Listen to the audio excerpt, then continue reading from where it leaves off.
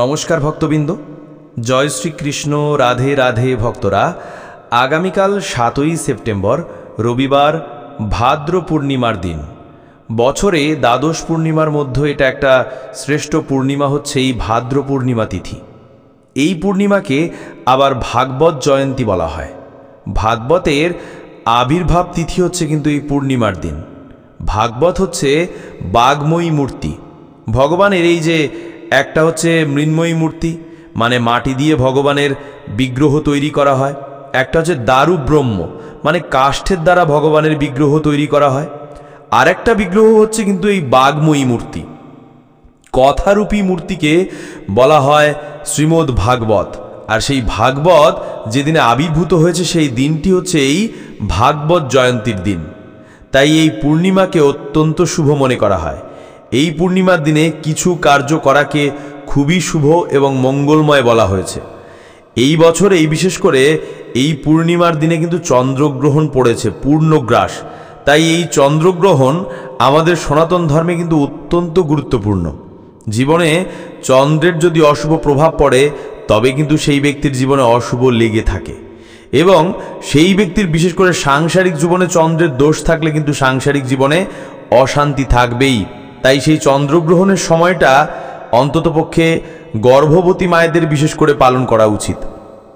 তো এই দিনে কিছু না করতে পারলেও বাড়িতে একটি ফল দিয়ে এই একটি কার্য করুন।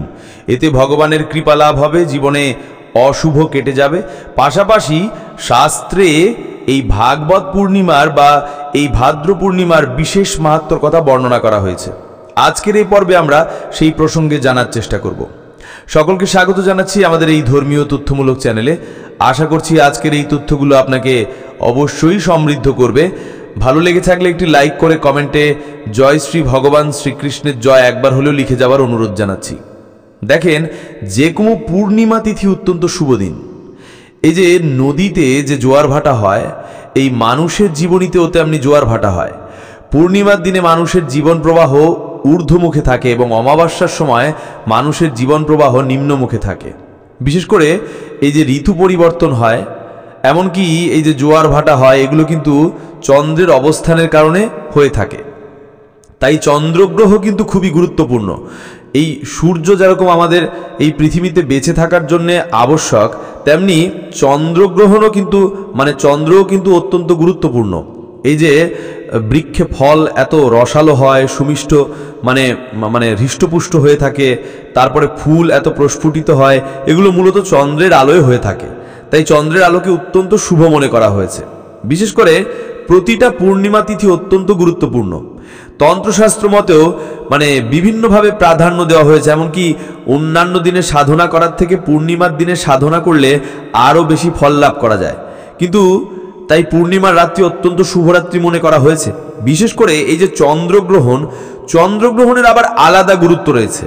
কিন্তু যেমন বৈজ্ঞানিকভাবে একটা ব্যাখ্যা পাওয়া যায় যে চন্দ্রগ্রহণের সময় বৈজ্ঞানিকভাবে বলা হয়েছে, যখন চন্দ্রগ্রহণ হয় তখন চন্দ্র এবং পৃথিবী, এই যে দুটি গ্রহ, এর মাঝখানে আরেকটা গ্রহ একই সরলরেখায় অবস্থান করে, যে কারণে পৃথিবী থেকে চন্দ্রকে তখন আংশিক দেখা যায়।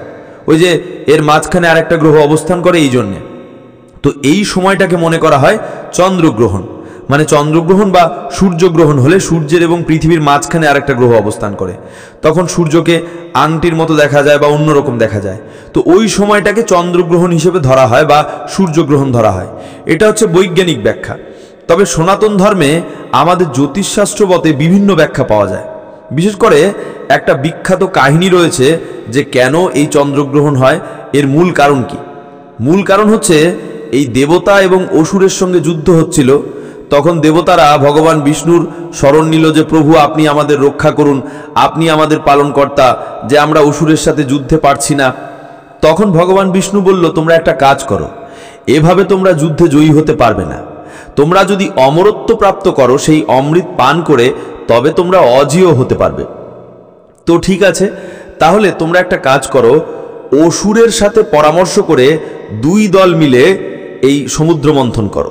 ঠিক আছে, এরপরে অসুর এবং দেবতা এই দুই দল মিলে সমুদ্র মন্থন করবে। সেই মন্দার পর্বত দিয়ে দণ্ড করেছে, বাসুকি নাগ দিয়ে দড়ি বানিয়েছে, এবং দুই দলে দেবতা অসুরে টানতে টানতে সমুদ্র মন্থন করছিল, সেখান থেকে অনেক কিছু উঠে এসেছে। হাতি উঠে এসেছে, ঘোড়া এসেছে, হলাহল বিষ, ভয়ানক বিষ। সেই বিষ যেখানে পতিত হয়েছে এক ফোঁটাও যদি পড়ে সেই স্থানে কিন্তু কোনো জীব জন্ম নিতে পারে না, এমন একটা ভয়ানক বিষ। শিব পর্যন্ত সেই হলাহল বিষ পান করে তার কণ্ঠ নীল হয়েছে। এভাবে করে অনেক কিছু এসেছে, শেষ পর্যন্ত অমৃত উঠে আসলো এবং সেই অমৃত এরপরে শুরু হলো আসল ঘটনা। দেবতারা বলে আমরা পান করব অমৃত, আর অসুরদের তো জানি তারা বলে আমরা করব পান। এইবারে দুই দল আবার যুদ্ধ শুরু হলো, কে আগে পান করবে। তো ভগবান দেখলো এভাবে ওরা পান করতে পারবে না, তখন ভগবান কি করেছে, ছলনা করে মোহিনী রূপ, এত সুন্দর দেখতে এই রূপ মানে ত্রিভুবানকে পর্যন্ত মোহিত করে দেয়। কামদেব হচ্ছে জগতের সুন্দর পুরুষ, এই কামদেবকে দেখে যে কেউ মোহিত হয়ে যায়। কামদেবের পঞ্চবান রয়েছে, যে আমরা পড়েছি একে চন্দ্র দুইয়ে পক্ষ পঞ্চবান। তো যে পঞ্চবান যদি কারো উপরে নিক্ষেপ করে সে কাম মানে পীড়িত হবেই, তার আর কোনো উপায় নেই রক্ষা পাবার কামের বান থেকে।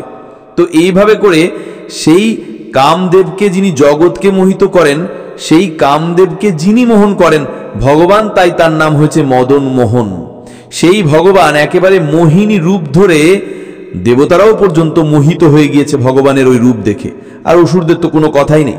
সেই রূপ ধরে মোহিনী একটু সুন্দর অঙ্গভঙ্গি নৃত্য আদি করে ওদেরকে ভুলিয়ে দিয়েছে। এরপরে বলতে লাগলো, দেখো তোমরা এত যুদ্ধ করো না, আমি তোমাদেরকে অমৃত ভাগ করে দিচ্ছি। তো ঠিক আছে, দেবতারা বুঝতে পেরেছে ভগবান হয়তোবা আমাদের কৃপা করার জন্য এসেছে, ওরা চুপ করে বসে আছে। অসুরেরা তো খুবই খুশি, এত সুন্দর রমণী, বিবাহের প্রস্তাব দেওয়া যাবে, বিবাহ করা যাবে। তো ঠিক আছে, দুই দলে দুই ভাগ হয়ে বসেছে। এরপরে সেই মোহিনী সে প্রথমে দেবতাদেরকে অমৃত দেওয়া শুরু করেছে। দিতে দিতে শেষ পর্যন্ত এই অসুররা মানে বিশেষ করে রাহু কেতু বুঝতে পেরেছিল এটা হয়তোবা কোনো ছলনা।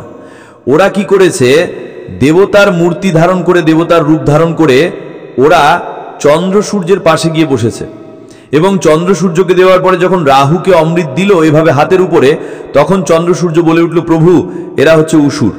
তৎক্ষণাৎ ভগবান বিষ্ণু সেই রাহু কেতুর মস্তক ছেদন করল এবং যেহেতু তাদের গলা পর্যন্ত পৌঁছেছিল সেই অমৃত, তাই ওইটুকু অস্থান মানে অমরত্ব প্রাপ্ত করেছে।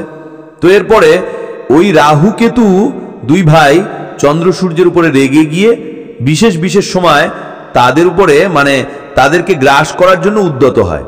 আর ওই যখন গ্রাস করে চন্দ্র সূর্যকে, ওই সময়টাকে চন্দ্রগ্রহণ বা সূর্যগ্রহণ বলা হয়। তো এই জ্যোতিষশাস্ত্র মতে চন্দ্রগ্রহণকে বিশেষ করে সূর্যগ্রহণ চন্দ্রগ্রহণকে পালন করার কথা বলা হয়েছে। না হলে এই চন্দ্রগ্রহের অশুভ ছায়া কিন্তু জীবনীতে পড়ে, আর যদি জীবনে চন্দ্রগ্রহের অশুভ ছায়া পড়ে তবে কিন্তু জীবনীতে ভালো কিছু হয় না, একটা অশুভ অমঙ্গল লেগে থাকে। এই যে সন্তানাদি তারা মানে ভালো হয় না, অঙ্গহানি হয় সন্তানের। কেন হয়? কেননা গর্ভবতী মায়েদের অন্ততপক্ষে বিশেষ করে কিন্তু এই চন্দ্রগ্রহণ এবং সূর্যগ্রহণ পালন করা উচিত।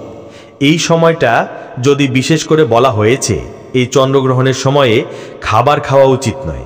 আমরা অনেকে আছে বেদের নিয়ম মানতে চাই না, আরে কি হয়েছে এগুলো পালন করব না। তো ঠিক আছে, যদি পালন না করেন সেটা কোনো বিষয় নয়, তবে মূলত প্রত্যেকের পালন করা উচিত, না হলে কিন্তু এটি অশুভ। এমনকি কোনো কাজ বাজ এই চন্দ্রগ্রহণের সময় করা উচিত নয়। তো আমরা প্রথমত জেনে নিচ্ছি এই চন্দ্রগ্রহণ এবং পূর্ণিমা তিথি কতক্ষণ থেকে কতক্ষণ থাকবে। তো পূর্ণিমা শুরু হবে মূলত আগামী আজকে 6 সেপ্টেম্বর শনিবার রাত 1:07 পর্যন্ত মানে থেকে, এবং থাকবে মূলত আগামীকাল 7 সেপ্টেম্বর রবিবার রাত 11:57 পর্যন্ত। এই সময়টুকুর মধ্যে এই পবিত্র চন্দ্র মানে পূর্ণিমা তিথি থাকবে। সেজন্য উদয়া তিথি মেনে আমাদের এই পূর্ণিমা পালন করতে হবে আগামীকাল 7 সেপ্টেম্বর রবিবার। কিন্তু মূলত চন্দ্রগ্রহণ কিন্তু এই মানে পূর্ণিমার মতো শুরু হবে, চন্দ্রগ্রহণ থাকবে মূলত 3 ঘন্টা 30 মিনিট পর্যন্ত। তো অনেকের একটা কমন প্রশ্ন দেখলাম যে অনলাইনে করতেছে, সেটা হচ্ছে যে মানে বিভিন্ন পঞ্জিকায় বিভিন্ন কথা বলে, আপনি বলেন এক কথা, অন্য জনে বলে অন্য কথা। প্রকৃত কোন সময়ে চন্দ্রগ্রহণ শুরু হবে? আসলে সময়ের কেন পার্থক্য হয় বলে দিচ্ছি। যে একটা পঞ্জিকা হয়তোবা বাংলাদেশ থেকে তৈরি করলো, তারা তো হয়তোবা বাংলাদেশের সময়টা দেখে তারপরে পঞ্জিকায় লিখে দেয়। আবার আরেকটা পঞ্জিকা হয়তোবা ভারতের পশ্চিমবঙ্গ থেকে করলো, ওই স্থানের সময় অনুযায়ী বলে। তবে মূলত হচ্ছে এজন্য একটুকু তারতম্য হয় মূলত সময়ের।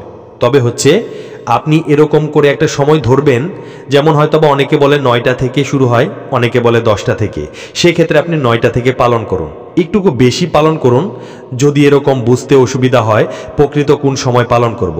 তো এই চন্দ্রগ্রহণ শুরু হবে মূলত আগামীকাল রাত 9:57 থেকে, এবং এটা তো শুরু হবে, কিন্তু পূর্ণ গ্রাস শুরু হবে রাত 11টা থেকে, এবং এরপরে মধ্য সময়টা হচ্ছে এই চন্দ্রগ্রহণের 11:41 পর্যন্ত, এবং এরপরে শেষ হবে চন্দ্রগ্রহণ 12:23 পর্যন্ত।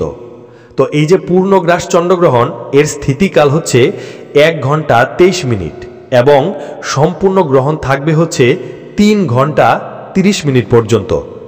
এই সময়টুকুর মধ্যে এই চন্দ্রগ্রহণ থাকবে, সেজন্য আপনারা বিশেষ করে চন্দ্রগ্রহণ পালন করবেন। অন্ততপক্ষে গর্ভবতী মায়েরা যারা আছেন তারা আপনারা এই সময়ে ঘরের বাইরে না বেরোনো ভালো। চন্দ্রের আলোয় এমনকি বলা হয়েছে কাজবাজ করা উচিত নয়। বিশেষ করে এই চন্দ্রগ্রহণ যেহেতু 9টার পরে শুরু হবে, তাই প্রত্যেকে 9টার আগে খাবার খেয়ে নেবেন, এবং রান্না বান্না একান্তই করা উচিত নয়। তো অনেকে বলে ঠাকুরকে ঢেকে রাখা উচিত, ঢেকে রাখার প্রয়োজন নেই, যেহেতু এই সময়টা এমনিতেই সন্ধ্যার 9টার পরে, তো ঠাকুর ঘর আপনারা বন্ধ করে এরপরে শুয়ে পড়তে পারেন। অনেকে প্রশ্ন করে ঘুমানো যাবে কিনা চন্দ্রগ্রহণের সময়। অবশ্যই ঘুমানো যাবে, চন্দ্রগ্রহণ নয়, শুধু যে কোনো সময় আপনারা মানে ঘুমাতে পারবেন এই চন্দ্রগ্রহণের সময়, এতেও শুভ হবে না। পাশাপাশি হচ্ছে এই পূর্ণিমা তিথি খুবই গুরুত্বপূর্ণ। পূর্ণিমা বলা হয়েছে যে ব্যক্তি ভাদ্র মাসের পূর্ণিমা তিথিতে ভাগবতকে স্মরণ সিংহাসনে করে দান করতে পারে, তার আর পুনর্জন্ম হয় না। পুনর্জন্ম ন বিদ্যতে, সে ব্যক্তি জন্ম মৃত্যুর চক্রকে অতিক্রম করে মুক্তি লাভ করতে পারে। জ্ঞানের উপরে শ্রেষ্ঠ বস্তু জগতে কিছু নেই। কত সম্পদ আমরা প্রাপ্ত করতে চাই, টাকা পয়সা, ধন সম্পদ, টাকা চাই, আমরা ধন সম্পদ প্রাপ্ত করতে চাই, কিন্তু এরকম করে সবথেকে শ্রেষ্ঠ ধন হচ্ছে কিন্তু বিদ্যা বা জ্ঞান। জ্ঞান এমন পবিত্র বস্তু যার দ্বারা মুক্তি পর্যন্ত লাভ করা সম্ভব। তাই এই যে ভাগবত শাস্ত্র যদি কোনো ব্যক্তি শ্রবণ করে, সনাতন ধর্মে এই জন্য শ্রবণ করাকে সবথেকে বেশি মঙ্গলময় বলা হয়েছে। কিন্তু পরীক্ষিত মহারাজ যখন তিনি শুনতে পেরেছিল যে আমার 7 দিনের মধ্যে মৃত্যু হবে, তখন সেই শুকদেব গোস্বামী পরীক্ষিত মহারাজকে ভাগবত শ্রবণ করিয়েছিল। সবথেকে শ্রেষ্ঠ উপায় মুক্তি লাভ করার জন্য এক মনে কৃষ্ণ কথা শ্রবণ করা, ভাগবত কথা শ্রবণ করা। এর ফলেও কিন্তু ভগবানের বিশেষ কৃপা লাভ করা সম্ভব। যদি আপনি শ্রবণ করতে নাও পারেন, প্রত্যেকে চেষ্টা করবেন এই ভাগবত পূর্ণিমা থেকে প্রতিদিন ভাগবত কিছু একটা শ্লোকও যদি কেউ পাঠ করে ভাগবতের, তবে বলা হয়েছে ভগবান স্বয়ং তাকে কৃপা করবে। এমনকি যদি পাঠ না করতে পারে, কিন্তু যে গৃহে ভাগবত অবস্থান করে সেই গৃহে সমস্ত দেব দেবী এসে বিরাজ করে। এটি আমার নিজের মন গড়া কোনো কথা নয়, এই মাহাত্ম্যগুলো পদ্মপুরাণে বর্ণনা করা হয়েছে। আর সেই ভাগবত পূর্ণিমা তথা ভাগবত জয়ন্তীর দিনে আপনারা প্রত্যেকে চেষ্টা করবেন এই দিনে শুধুমাত্র ভাগবত পাঠ নয়, আপনারা গীতা পাঠ করবেন, ভাগবত অপরকে দান করবেন, এবং সবথেকে গুরুত্বপূর্ণ বিষয়, যদি ভালো হয় ভালো কোনো শুদ্ধাচারী বৈষ্ণবকে বাড়িতে নিমন্ত্রণ করে এনে, যিনি ভালো শাস্ত্র কথা আলোচনা করতে পারে, আবার শাস্ত্র কথা আলোচনা করলেই হবে না, যিনি নিজে পালন করে এমন কোনো বৈষ্ণবকে বাড়িতে নিমন্ত্রণ করে এনে তার দ্বারা ভাগবত কথা গ্রামবাসীদের নিমন্ত্রণ করবেন, ভাগবত কথা দিবেন এই দিনে। এটি কিন্তু সবথেকে বেশি মঙ্গলময়। ভগবানের বিশেষ কৃপা কিন্তু লাভ করা যায় এই ভাগবত সেই সম্মেলনের মাধ্যমে বা ভাগবত আসরের মাধ্যমে। আপনারা এভাবে করে বৈষ্ণব সেবা দিতে পারেন, সেই ভাগবত সভা করতে পারেন, এটি বিশেষ মঙ্গলময় বলা হয়েছে। পাশাপাশি হচ্ছে এই দিনে ভাগবত পূর্ণিমার দিনে, ভাগবত জয়ন্তীর দিনে আপনারা গরিব দুঃখীদের দান করতে পারেন। দান করার মাধ্যমেও কিন্তু ভগবানের বিশেষ কৃপা লাভ করা যায়। পবিত্র নদীতে স্নান করে এই দিনে আপনারা প্রত্যেকে চেষ্টা করবেন ভগবানের বাগময়ী মূর্তির পুজো করতে। এখন বাগময়ী মূর্তির পুজো বলতে কি? বাগময়ী মূর্তি হচ্ছে কিন্তু এই ভাগবত। আর তার পুজো কি একটুকু ধূপকাঠি মোমবাতি প্রদীপ দিয়ে করতে হয়? না, এরকমটা নয়। শাস্ত্রের পুজো করতে হয়, মূলত শাস্ত্র পাঠ করে শাস্ত্র পাঠ করলেই শাস্ত্রের পুজো হয়ে থাকে। কিন্তু তাই আপনারা এই দিনে প্রত্যেকে কিন্তু ভাগবত পাঠ করবেন, সেই শ্রীমদ্ ভগবত গীতা পাঠ করবেন। এর ফলে বিশেষ কৃপা লাভ করা যায় ভগবানের। তো যাই হোক, এখন আমরা জেনে নিচ্ছি ভিডিওর মূল প্রসঙ্গ। এই দিনে ফল দিয়ে কোন কার্যটি করবেন। তবে তার পূর্বে শাস্ত্রে এই ভাদ্র পূর্ণিমার বিশেষ মাহাত্ম্য কথা বর্ণনা করা হয়েছে। একজন রাজা এবং একজন ভিখারি ব্রাহ্মণ, তারা এই ভাদ্র পূর্ণিমা পালন করার ফলে ভগবানের বিশেষ কৃপা প্রাপ্ত করেছিল। এ প্রসঙ্গে সুন্দর একটা ব্রত কথা বর্ণনা করা হয়েছে। আসুন আমরা কিছুক্ষণ সময় ধৈর্য ধরে এই কাহিনীটি এখন শ্রবণ করি। এরপরে ভিডিওর মূল প্রসঙ্গ জেনে নেব। এই দিনে কোন খাবারটি বা কোন ফলটি দিয়ে সামান্য কার্যটি করা উচিত, এতে জীবনের দুর্ভাগ্য দরিদ্র হয়। তো প্রথমে জেনে নিচ্ছি ভাদ্র পূর্ণিমার বিশেষ ব্রত কথা। প্রাচীনকালে গুজরাট রাজ্যে সুতরা নামে এক রাজা ছিলেন। তিনি ছিলেন অত্যন্ত ধর্মপ্রাণ, দয়ালু এবং ন্যায়পরায়ণ শাসক। তার শাসনামলে রাজ্যের শান্তি, সুখ এবং সমৃদ্ধি বিরাজ করত। রাজা সুতরা বিশ্বাস করতেন রাজ্যের আসল শক্তি হল জনগণের কল্যাণ এবং ভগবানের প্রতি অটল ভক্তি। রাজা প্রতিদিন প্রতিটি পূর্ণিমার দিনে বিশেষভাবে ব্রাহ্মণ, দরিদ্র এবং ভক্ত ও সাধারণ মানুষের সেবা করতেন।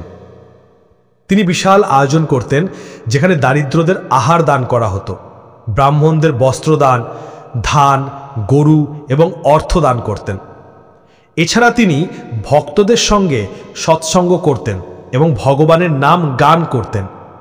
রাজা মনে করতেন দানের মাধ্যমে হৃদয় পবিত্র হয়, ভগবানের কীর্তন শুনে আত্মা জাগ্রত হয়। এইভাবে তার সুনাম চারিদিকে ছড়িয়ে পড়ে। আশেপাশের রাজ্য থেকেও বহু মানুষ পূর্ণিমার দিনে তার রাজ্যে আসতেন এই মহোৎসবে অংশগ্রহণ করতে। ভাদ্র মাসের পূর্ণিমার দিনটি সুতরার কাছে ছিল সবচেয়ে গুরুত্বপূর্ণ। তিনি জানতেন এই দিনে ভগবান বিষ্ণুর কৃপা সবচেয়ে সহজে বেশি পাওয়া যায়। শাস্ত্র অনুযায়ী এই দিনে ভগবান বিষ্ণুর নাম কীর্তন, শ্রীমদ্ ভাগবত শ্রবণ এবং দান করলে জন্ম জন্মান্তরের পাপ বিনাশ হয়ে যায়। ভাদ্র মাসের সেই শুভ দিনে রাজা আরও বড় আয়োজন করার সিদ্ধান্ত নিলেন। তিনি ঘোষণা দিলেন, আজকের দিনে যে কেউ ভগবান শ্রী হরির মাহাত্ম্য মনোযোগ দিয়ে শুনবে, সে নিশ্চয়ই সকল পাপ থেকে মুক্তি পাবে এবং মুক্তির পথে অগ্রসর হবে। দূর দূরান্তের মানুষ সেই সংবাদ শুনে রাজ্যের রাজধানীতে সমবেত হতে শুরু করল। সেদিন রাজপ্রাসাদের প্রাঙ্গণে অগণিত ভক্ত, ব্রাহ্মণ এবং সাধারণ মানুষ জড়ো হল। সর্বত্র শঙ্খধ্বনি, ঘণ্টাধ্বনি এবং ভগবানের নাম সংকীর্তন ধ্বনি হতে লাগল। ভক্তদের ভিড়ের মাঝে ছিলেন এক গরিব ব্রাহ্মণ। তিনি অত্যন্ত দরিদ্র ছিলেন এবং জীবনে প্রচুর দুঃখ কষ্ট সহ্য করেছিলেন। সংসারের অভাব, ক্ষুধা, দারিদ্র্য এবং অসুখে জর্জরিত ছিলেন তিনি। তবুও তার হৃদয় ভগবানের প্রতি ছিল অটল ভক্তি। সেদিন তিনি শুনেছিলেন যে রাজা বিষ্ণুর মাহাত্ম্য বর্ণনা করবেন এবং পূর্ণিমার মাহাত্ম্য শুনলে অশেষ পুণ্য লাভ হয়।